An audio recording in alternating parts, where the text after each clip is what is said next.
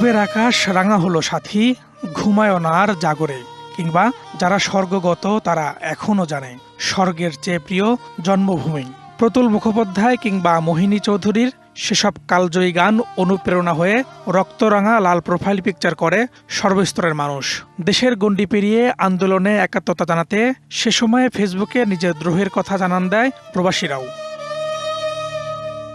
২৯ জুলাই ঘড়ির কাঁটায় রাত ১২টা, সময় গড়িয়ে ৩০ জুলাইয়ের প্রথম প্রহর।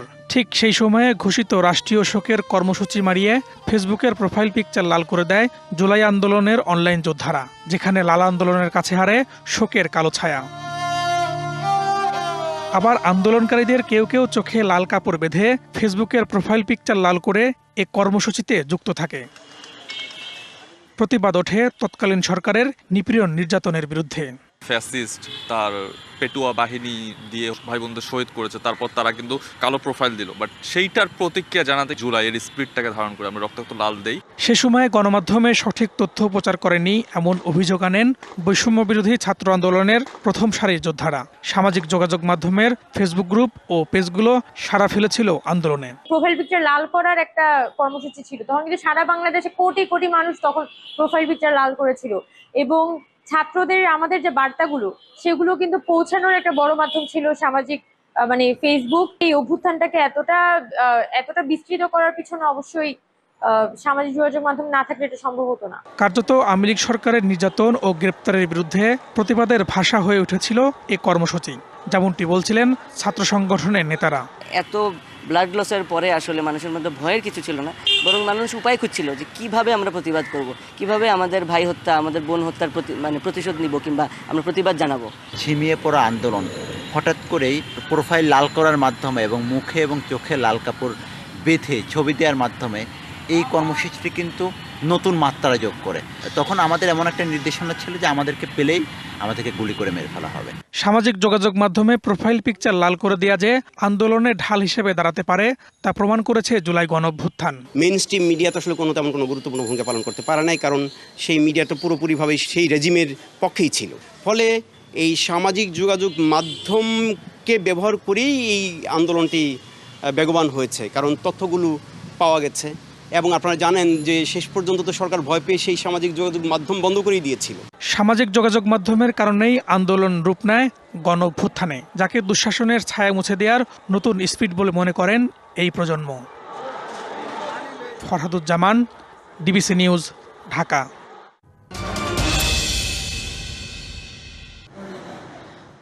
নুসরাত আলমের অস্ত্রোপচার করে থাইরয়েড গ্রন্থি অপসারণ করা হয় মে মাসে। অস্ত্রোপচারের পর রেডিও আয়োডিন থেরাপি নেবার জন্য তিনি ঘুরছেন বিভিন্ন হাসপাতালে। থেরাপির অভাবে নানা জটিলতাও শুরু হয়েছে শরীরে। আমার যে ক্যান্সার পরবর্তী যে থেরাপিটা দরকার সেটাই আমি পাচ্ছি না। আমার থাইরয়েড লেভেল বাড়তে বাড়তে 135-এ চলে এসেছে, যেটার কারণে আমি অনেক ফিজিক্যাল প্রবলেম ফেস করছি। এপ্রিলে অপারেশন হয় আমিনুর রহমানের। তিনিও রেডিওথেরাপির জন্য যাচ্ছেন বিভিন্ন হাসপাতালে। আমি অপারেশন করছি এপ্রিল মাসের 19 তারিখে। এখন তো আমি ওষুধ পাই নাই, এই থেরাপি ওষুধটা এখন বলতেছে আসবে করে, এখন তো আসে নাই।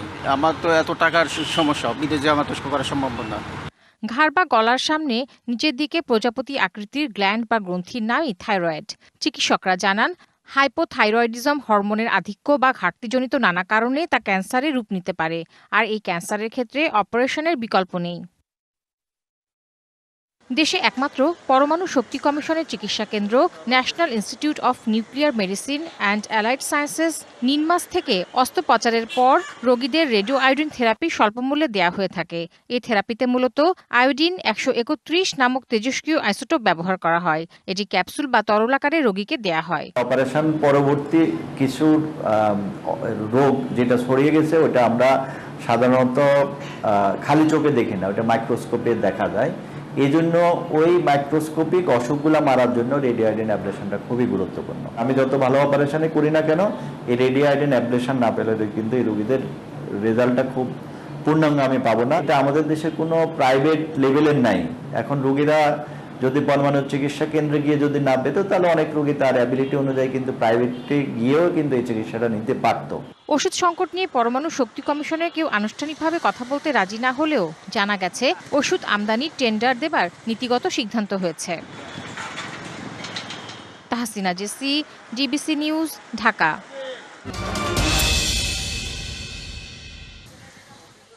একসময় পাবলিক বিশ্ববিদ্যালয় সহ কলেজগুলোতে নিয়মিত ছাত্র সংসদ নির্বাচন হতো, কিন্তু বিগত অনেক বছর ধরে ছাত্র সংসদ নির্বাচন হচ্ছে না। মাঝখানে 2019 সালে ডাকসু সহ বিচ্ছিন্নভাবে দু একটি প্রতিষ্ঠানে ছাত্র সংসদ নির্বাচন হয়েছে, কিন্তু শিক্ষার্থীদের ভোটে ছাত্র নেতৃত্ব নির্বাচনের এই ধারাটি বর্তমানে নেই বললেই চলে।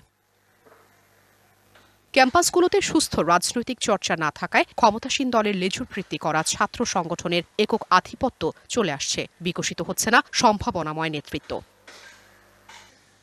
90-এর গণ আন্দোলনের সময় ছিল ডাকসুর শক্তিশালী প্যানেল। নির্বাচিত ছাত্র নেতাদের নেতৃত্বে সব ছাত্র সংগঠন এক হয়ে গঠন করে ছাত্র ঐক্য। তাদের নেতৃত্বে স্বৈরাচার বিরোধী আন্দোলন তীব্র থেকে হয় তীব্রতর। তৎকালীন জিএস বললেন, ছাত্রদের সেই ভ্রাতৃত্ববোধ ফিরিয়ে আনা এখন সময়ের দাবি। আমাদের অতীতের যে 90-এর যে আমরা একটা ঐতিহাসিক বিজয় হয়েছিল সুন্দর নির্বাচনের মধ্যে দিয়ে, এরকম একটা নির্বাচন হবে। সেই নির্বাচনের মধ্যে দিয়ে যেন মানুষের মনে স্বস্তির জায়গাটা, ছাত্র সমাজের এবং আমাদের মানুষের যে স্বস্তির জায়গা, সেটা ফিরে আসুক। লম্বা সময় পর কোটা সংস্কার আন্দোলনের মাধ্যমে তৎকালীন ক্ষমতাসীন দলের ছাত্র সংগঠনের একচ্ছত্র আধিপত্যের প্রতি চ্যালেঞ্জ ছুঁড়ে দিয়েছিল 2019-এর ডাকসু নির্বাচন। অনুজদের প্রতি তখনকার নির্বাচিত ভিপির পরামর্শ, শিক্ষার্থী নির্যাতনে জড়িত এবং ফ্যাসিবাদের দোসরদের বিষয়ে থাকতে হবে জিরো টলারেন্স। ফ্যাসিবাদের আমলে যেই ধরনের একটা ছাত্র রাজনীতির নামে অপরাজনীতি শিক্ষার্থীদেরকে জিম্মি করে হলগুলোকে কার্যত একটা মিনি ক্যান্টনমেন্টে পরিণত করা, এই পরিবেশটা শুধুমাত্র গত 16 বছরে ছিল আমি সেটা মনে করি না, তার আগেও ছিল। যখন যে রাজনৈতিক দল ক্ষমতায় ছিল একই কাজ করেছে। সাবেক ডাকসু নেতারা মনে করেন, ছাত্র সংসদ নির্বাচনের মাধ্যমে ক্যাম্পাসে সুষ্ঠু রাজনৈতিক চর্চার ধারা পুনরায় শুরু হলে দেশ এড়াতে পারবে ভবিষ্যৎ নেতৃত্ব সংকট। Afrin Anwar, DBC news, Dhaka.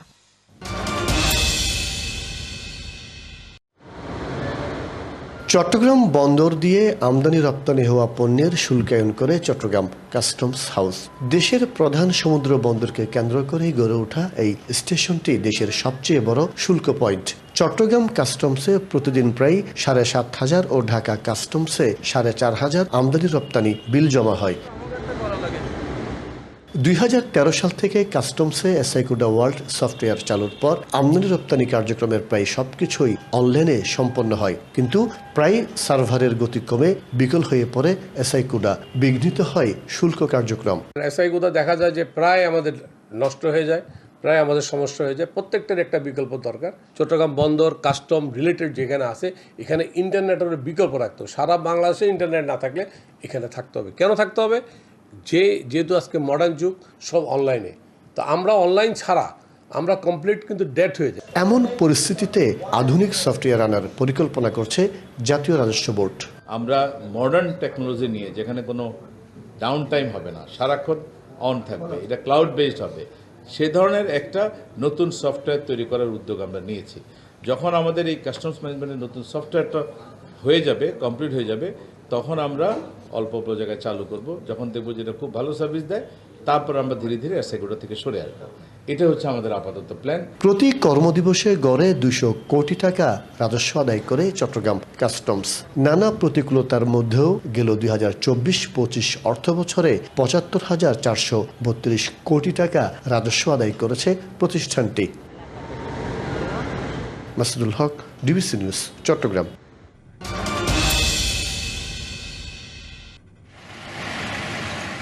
2023 সালের অগাস্টে 71 কোটি টাকা ব্যয়ে চুয়াডাঙ্গার রেলওয়ে ওভারপাস নির্মাণ কাজ শুরু হয়। প্রথমে কাজের মেয়াদ ছিল 1 বছর, পরে আরও 1 বছর বাড়ানো হয়। কাজ শেষ হওয়ার কথা ছিল চলতি বছরের জুনে।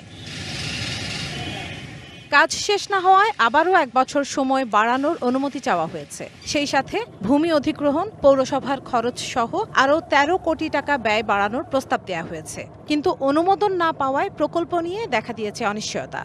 এত ভেঙে ছিঁড়ে গিয়েছে, আমরা মাইক্রো নিয়ে গেলেও কাদা হচ্ছে, অটো ভেঙে পড়ে থাকছে, 10 চাকার টায়ার বাস্ট হচ্ছে। ব্যবসা তো নেই, জনগণের চলাফেরা আসা যাওয়া এত অসুবিধা। প্রকল্প এলাকা জুড়ে রাস্তাঘাট খোঁড়াখুড়ি করা ও খানাখন্দে ভরা, এতে বর্ষায় মানুষের ভোগান্তি বেড়েছে দ্বিগুণ। এইটা এখন প্রাণের দাবি আর নেই, এটা এখন মানে ভোগান্তির দাবি হয়ে গিয়েছে, মানে ভোগান্তিটাই আমাদের বেশি হচ্ছে। দীর্ঘমেয়াদী কাজ পড়ে আছে, এ কষ্টে তো কষ্টে কোনো মানে জোর নেই কাজে। 15-20 মিনিট পর পর খালি ট্রেন, আর কোনো সময় আমরা মানে এইসব ফাঁকা পাইনি। প্রকল্প ব্যয় ও সময় না বাড়ালে এখানেই থমকে যেতে পারে পুরো নির্মাণ কাজ। দ্রুত কাজ শেষ করতে মন্ত্রণালয়ের সিদ্ধান্তের অপেক্ষায় স্থানীয় সড়ক ও জনপথ বিভাগ। ল্যান্ড অ্যাকুইজিশনের প্রস্তাব পাঠানো হয়েছে, সেটা চলমান আছে, এবং ল্যান্ড অ্যাকুইজিশনের টাকা, বিদ্যুতের টাকা, রেলওয়ের টাকা অলরেডি কিছু টাকা বাড়ার ফলে এটা রিভাইজের জন্য মন্ত্রণালয়ে ডিপিপিটা আছে, রিভাইজ ডিপিপি মন্ত্রণালয়ে আছে।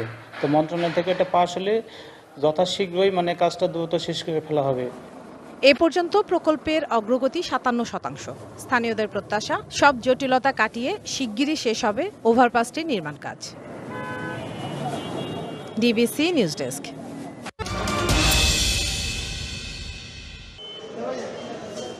দু থেকে 2023 সালের 10 নভেম্বর পর্যন্ত বরিশাল সিটি কর্পোরেশনের মেয়র ছিলেন শেরনিয়াবাদ সাদিক আব্দুল্লাহ। এরপর দায়িত্বে ছিলেন তার চাচা আবুল খায়ের আব্দুল্লাহ। এই দুই মেয়রের সময় সিটি কর্পোরেশনের দুর্নীতি, অনিয়ম ও ক্ষমতার অপব্যবহারের অভিযোগ রয়েছে, আর তাদের সহযোগিতা করেন সিটি কর্পোরেশনের কর্মকর্তারা।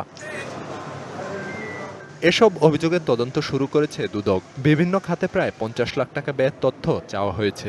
একই সাথে তত্ত্বাবধায়ক প্রকৌশলী হুমায়ুন কবির, উপসহকারী প্রকৌশলী সাইদুল ইসলাম, HM কামাল, স্থপতি সাইদুর রহমান, বাজার কর্মকর্তা নুরুল ইসলাম ও হিসাবরক্ষণ কর্মকর্তা মশিউর রহমান সহ সাবেক ও বর্তমান 18 কর্মকর্তা কর্মচারীর সম্পদের হিসাব চেয়েছে দুদক। তবে যাদের বিরুদ্ধে এমন অভিযোগ তারা বলছেন হয়রানির জন্য এসব করা হচ্ছে। প্ল্যান শাখার কারোর সাথে এটার সাথে কানেক্টেড নেই টেন্ডার বা এগুলোর জন্য, বাট তারপরেও আমরা সর্বোচ্চ সহযোগিতার জন্য আসলে উপস্থিত থাকার সিদ্ধান্ত নিয়েছি। বিভিন্ন বেআইনি কাজ করার জন্য আমাদের নির্দেশনা দেয় আমাকে, কিন্তু আমি সেই নির্দেশনা পালন করিনি। তার প্রেক্ষিতে ব্যক্তিগত আক্রোশে সে আমাকে চাকরিচ্যুত করেন। বিব্রত করা অথবা তার কাজের গতিটাকে থামিয়ে দেওয়ার জন্য কেউ না কেউ প্রেয়ার করেছে, এবং আমার মনে হয় একটি উড়ো চিঠির ভিত্তিতে দুদক এই ধরনের একটি কাজ করেছে। সিটি কর্পোরেশন কর্তৃপক্ষ বলছে পর্যায়ক্রমে দুদকের নোটিশে জবাব দেওয়া হচ্ছে।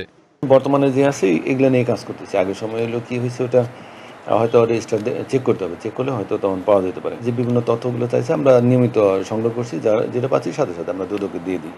তবে তদন্ত চলাকালেই তত্ত্বাবধায়ক প্রকৌশলী হুমায়ুন কবিরকে স্থায়ীভাবে নিয়োগ দেওয়ার সিদ্ধান্ত নিয়েছে সিটি কর্পোরেশন। একই সাথে পদোন্নতি দেওয়া হয়েছে 14টি পদে। DBC news desk. সম্প্রতি রাজশাহীতে প্রকাশ পাওয়া কথিত চাঁদাবাজের তালিকায় বিএনপি, ছাত্রদল, যুবদল ও আওয়ামী লীগ থেকে বিএনপিতে যোগ দেয়া 40 জনের পরিচয় দেয়া আছে। রয়েছে আওয়ামী লীগের সক্রিয় ও নিষ্ক্রিয় মিলিয়ে 29 জন এবং জামাতের 7 জনের নামও। সুবিধাবাদী 4 জন এবং রাজনীতি করেন না এমন 37 জনের নাম রয়েছে তালিকায়। তাদের বিরুদ্ধে কোচিং সেন্টার, ফুটপাত ও নির্মাণ কাজ সহ বিভিন্ন খাতে চাঁদাবাজির অভিযোগ দেখানো হয়েছে। তবে তালিকার অনেকেই চ্যালেঞ্জ ছুড়ে বলছেন এটি সঠিক নয়। 23 জনের আমরা তালিকা দেখতে পেয়েছি। সেই তালিকা কে করেছে, কারা করেছে, কোন গোয়েন্দা সংস্থা করেছে এটা আমরা দেখতে পাইনি। ওইখানে স্বাক্ষরও নাই, কিছু উল্লেখ নাই। এটা আমরা মনে করছি যে এটা বিএনপির বিরুদ্ধে একটি ষড়যন্ত্র। আমি হাসপাতালে ভর্তি ছিলাম, আমি জানি না এটা কেন দিয়েছে। আমার মনে হয় এটা রাজনৈতিক কৌশলে মনে হয় দিতে পারে।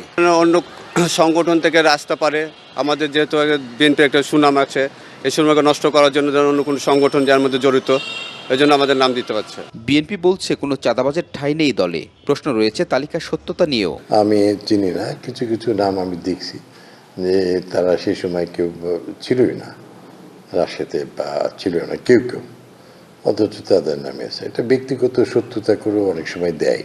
তারপরও দলের হাইকমান্ড এটা ইনকোয়ারি করে যদি সত্যি কারো সংস্পর্শ পায় অবশ্যই ব্যবস্থা নেবে। নগর পুলিশ বলছে অভিযোগ পেলেই চাঁদাবাজদের আটক করা হচ্ছে, তবে এই তালিকা তাদের নয়। না, চাঁদাবাজির তালিকা এটা তো একটা পত্রিকায় একটা স্ক্রিনশট দেখছি আমরা। তো এটা আসলে তো এটা কার তালিকা কে তৈরি করছে, এটা তো আনসাইন একটা কাগজ, সেটা তো আমরা বলতে পারবো না। আর পুলিশের কাজ হলো চাঁদাবাজির সুনির্দিষ্ট অভিযোগ পেলে আমরা সেই অভিযোগের ভিত্তিতে আমরা তদন্ত সাপেক্ষে ব্যবস্থা নিই। অন্যান্য রাজনৈতিক দলগুলোরও দাবি তালিকাটি চক্রান্তের অংশ। Sourav Habib, DBC news, Rajshahi.